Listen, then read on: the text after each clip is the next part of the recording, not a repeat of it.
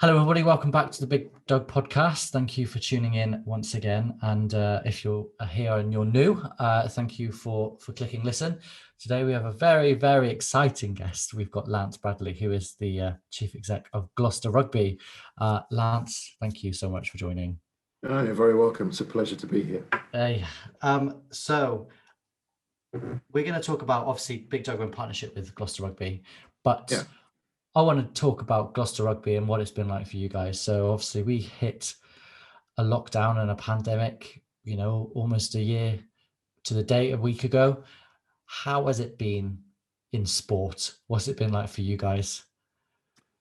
Yeah, it's been an interesting challenge, shall we say.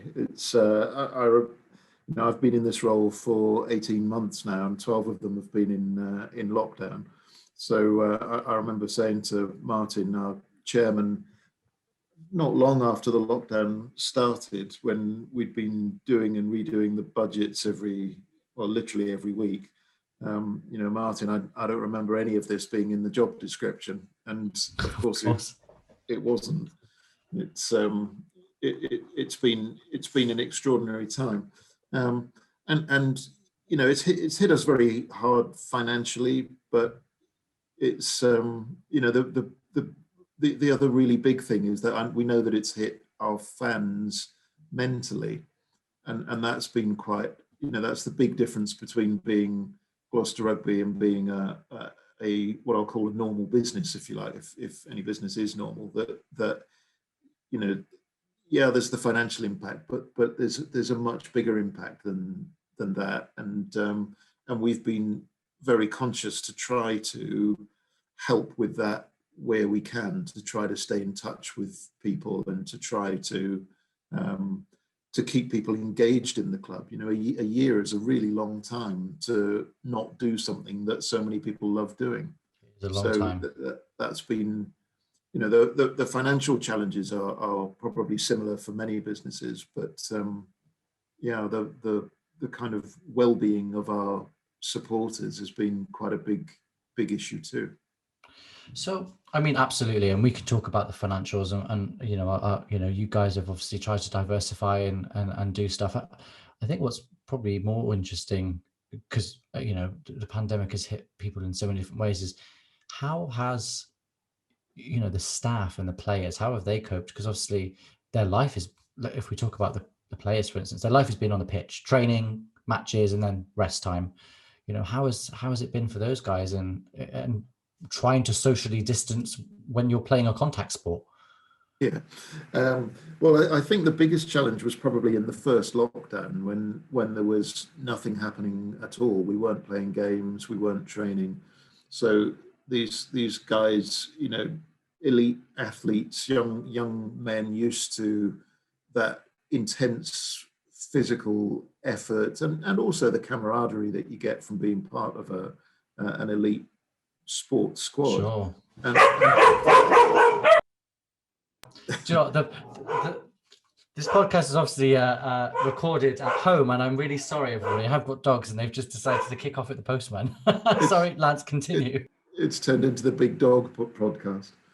No problem at all. So I think that was quite challenging for these guys who were used to the camaraderie and the physical intenseness to suddenly be at home, and we gave them training schedules to work with, but it's nowhere near the same to have that kind of to go from that level of intensity to trying to do it yourself. So I think that was quite challenging for a number of them, and when you couple with that the uncertainty as to when we would be playing again, because for a long time we had no idea when we would be playing again, or when the guys would be able to train again. So I think that was probably, from their point of view, the biggest challenge. But by the time we got to kind of the end of summer, when we knew that we were going to be playing again, and therefore we were going to be allowed to train again, albeit with a lot of restrictions and a lot of testing and a lot of social distancing and lots of additional requirements, but at least they were back together again, and at least they were training together again, and there was kind of a degree of normality to it, and I think that's been a big help for them. It's still really odd playing with no crowds, and a couple of the games that we've had, you just know that the crowd would have made a big difference, because they do here at Kingsholm. Being shouted Absolutely. on by 16,000 Gloucester fans does make a difference, and in an empty stadium, it's better than not playing, but it's still weird being Yeah, being without a able to hear doubt. what the players are saying to each other and what have you. But at least it's closer to normal than it has been. So that's been, that's kind of the players. From the staff point of view, we've got a great set of staff here. It's most people have been working from home for most of the time. Yeah. And that's, as a lot of the listeners will know, that has its own challenges, but people have really stepped up and really worked hard and done what they can to see us through. And without wishing to sound sycophantic, we have some amazing sponsors as well. You signed up just as the lockdown was happening. We did.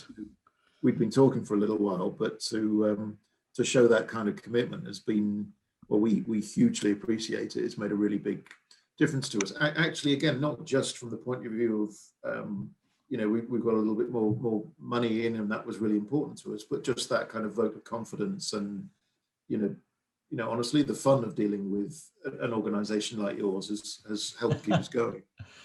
Absolutely. And it's part of what we did was to support you guys and build a partnership for our local community. You guys are the heart of Gloucester, and you're the heart of Gloucestershire, and we wanted to support that and make sure that we were on that journey. From a fan perspective, then, what feedback have you had from your fans? Obviously, they are your bread and butter. Like, that's your bottom line. Like, people coming in, buying tickets, season tickets, buying the food and drink. You've had that rug pulled from under you quite quickly. What's the feedback been from the fans? And like, I bet they're itching to get back in the stadium, aren't they? No question, they're itching to get back, and we're itching to have them back. It's it really isn't the same. I've been lucky. I've still been to every game. You're allowed to have your directors at the games, but try as we might, 5 of us don't quite make as much noise as 16,000 people. You try, scream very loud around the stadium. But the fans have been absolutely amazing, and we've tried to stay engaged, and we've had some challenging times. People haven't always understood what we've been doing, especially with the changes that happened last summer. But we've tried to explain that we're building for the future. We've got a very exciting young English coaching team in place. We've got an absolute objective of having more Gloucester boys playing for Gloucester Rugby, and that means more investment in the academy. And and in the local community that you mentioned earlier, and we 100% believe in that, and the fans have really bought into it. Of course. We've results have not always gone our way this season, slight understatement there, but we've now used 55 different players in our first team, and a lot of those are academy boys who simply wouldn't have had a chance in the past. So how exciting is that? And that's a big deal for them, for those chaps coming into play and having that opportunity is amazing. It's a huge deal, and the reaction from fans to that, even when we've been beaten, is but look at all the Gloucester youngsters coming through, and from a practical point of view, those boys at some point they're going to make their Gloucester Rugby debut, and usually it will be off the bench with 10 minutes to go when we're already 20 points up, and it's still a really nerve-wracking big occasion for them. All of those boys have already done that. So when they are on the bench or starting or whatever it might be in next season or the season after that, they've already gone through that difficult bit. Absolutely. So they know what to expect. They know what it's like to represent Gloucester, and that's a really big thing for them, but also for the club. Absolutely. And I think that's amazing. And I think, one thing that, you guys have done is really showcase that.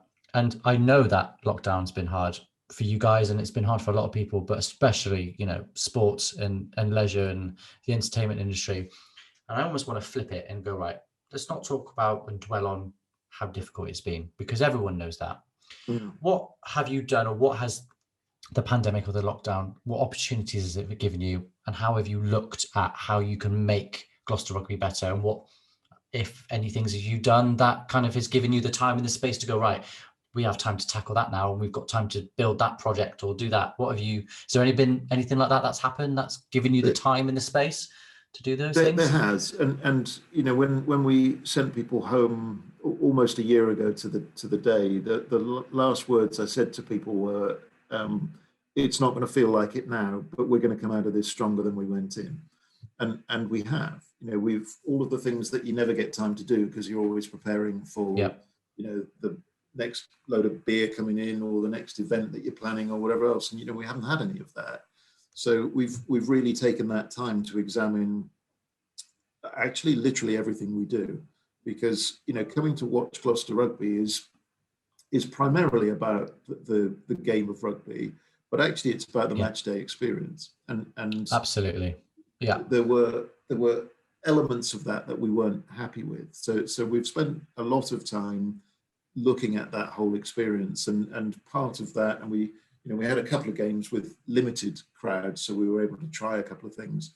One of the things that we tried was introducing games makers, and we shamelessly copied that from the 2012 Olympics. That those of us that were lucky enough to go along to some of those events, there were volunteers there making the day fantastic for people, Yeah. and they did. There were people in London smiling at each other. I lived there for 7 I years. was there. I went to the Olympics. It was amazing. It was amazing. It It was. was it was quite un-British, the how It familiar was people were being very with each other. un-London. Yeah. So we looked at that and said, well, look, what can we take some elements of that and and make it amazing? If we assume that people coming to Kingsholm have been before and know where to go to buy a drink or buy a burger or whatever else it might be. Well, they don't all know that.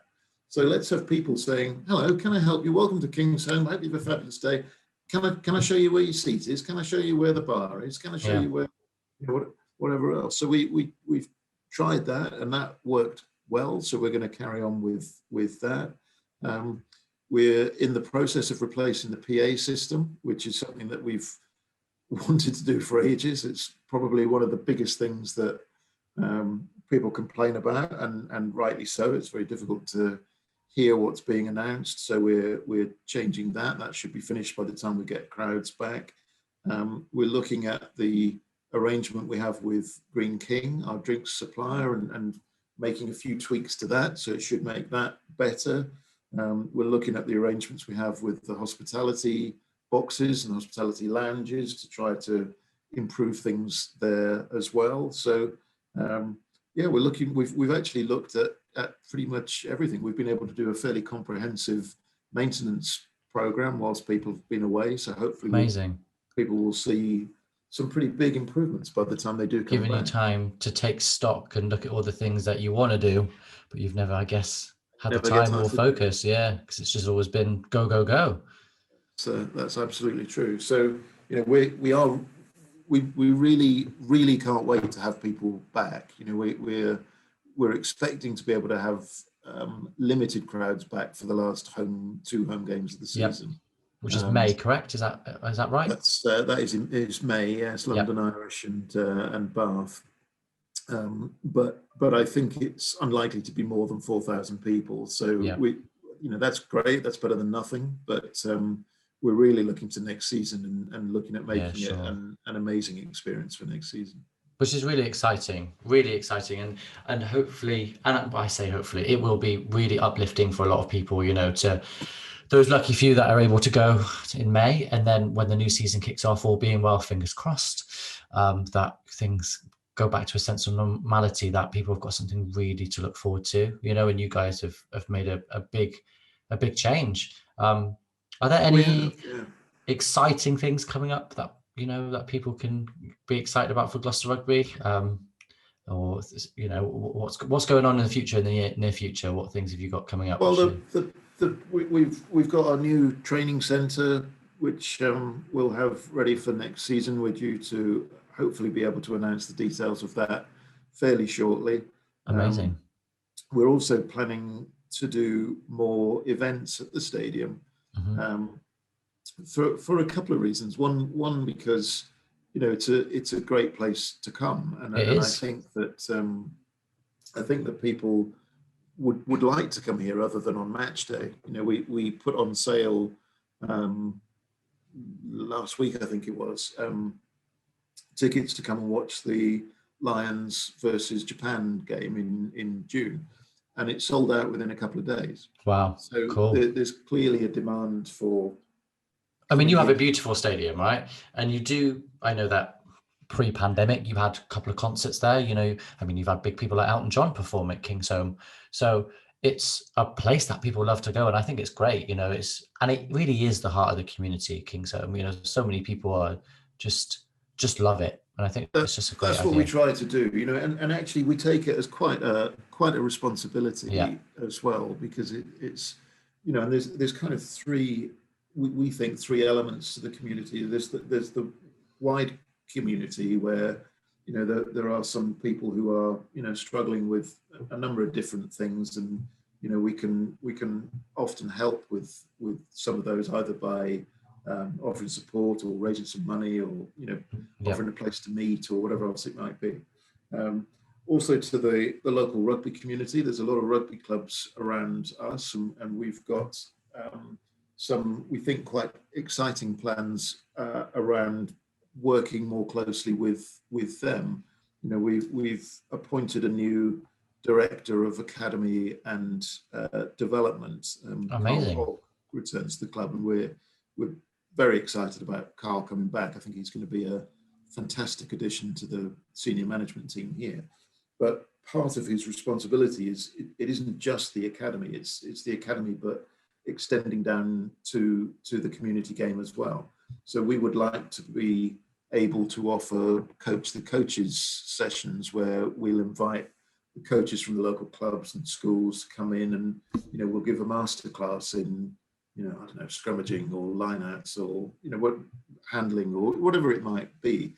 Because, you know, if you have that expertise, it's, you know, and you can share it, that's a good thing to do, and we feel that we should be doing that kind of thing. Which is great and very admirable, you know, and lovely to hear that you guys are really supporting the community, you know, really giving back. And I don't doubt that you do, but it's lovely to hear that you do, you know.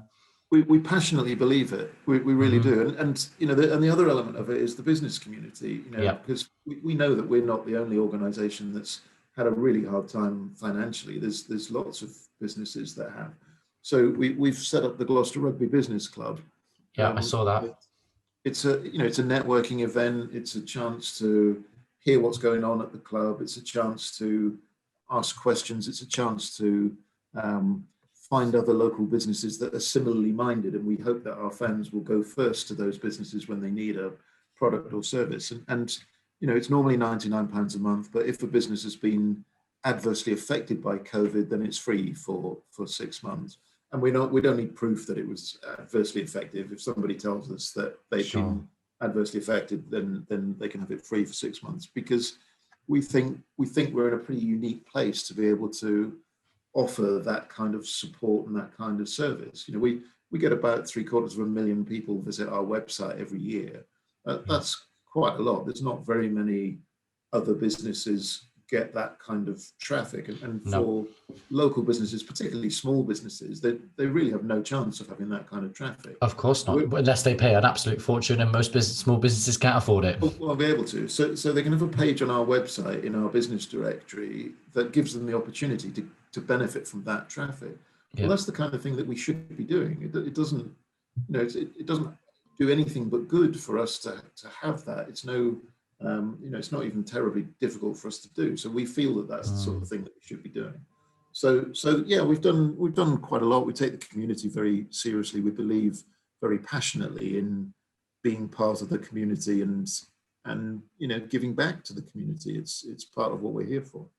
And it's just so lovely to hear, and actually amazing that, most people will think when they click on maybe to listen to you talking about Gloucester Rugby, it's going to be about the players and about the rugby and about, how the season's gone for you. But actually, there's so much more depth behind what you guys do at Kingsholm and what you do as Gloucester Rugby, and so fundamentally rooted in the community.